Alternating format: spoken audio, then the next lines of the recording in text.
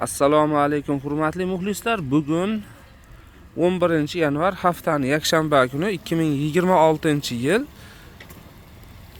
Boboshbek bozoridan ko'rsatyapmiz. Bozorda manzili Farg'ona viloyati Uchko'prik tumani Boboshbek qishlog'ida joylashgan. Haftaning chorshanba, yakshanba kuni bu bozor bo'ladi.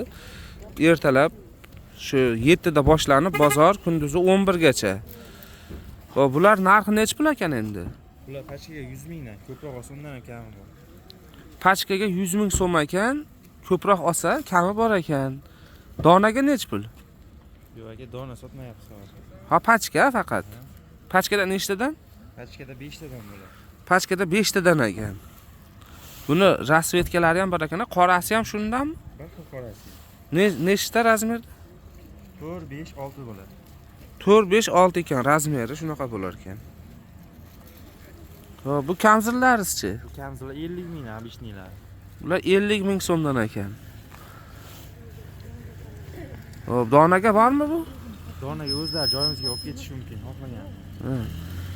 Xo'p, hozir donaga bor ekan bunda. O'zlaring kelib olasizlar ekan. Dastavka yo'q. Ya'ni bu kishi chiqarib bermaydi. Shuning uchun aytib qo'yish kerak. Donaga nech pul dedingiz? 50 ming. Donaga 50 ming so'm. Pachkaga ham shu narxmi? Pachka dona narxi. Pachka dona narxi bir xil 50 ming so'mdan. Nech xil rasvetkasi bor bu? Shu ikkalasi? Buni boshqa bunaqa rangi bor. Ha. Keyin bu boshqa narsa, u 70 minglik yoqayish. Ha.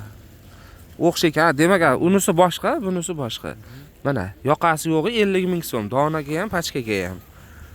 Bu yoqasi bori 70 ming so'm. Bu qayerdaki? Xitoy bularga. Toza Xitoy, a? Xitoyda o'zida ishlab chiqarilgan, a? Xitoyda o'zida ishlab chiqarilgan ekan. O'zimiz birinchi qo'l olib kelamiz. O'zlari birinchi qo'l olib kelishar ekan.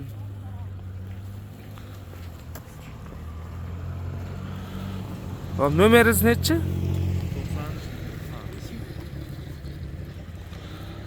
94lik. 94lik 930 930 03 10. 03 10 ga aloqaga chiqinglar. Mana shu kamzillar kerak bo'lsa, aytib qo'ying. Mana ular donaga ham sotiladi. Dastavka yo'q. Bozorda manzili yana qaytarib aytamiz. Bozorda manzili Farg'ona viloyati Uchko'prik tumani Boboshbek qishlog'ida joylashgan. Chorshanba, yakshanba kuni bu bozor bo'ladi.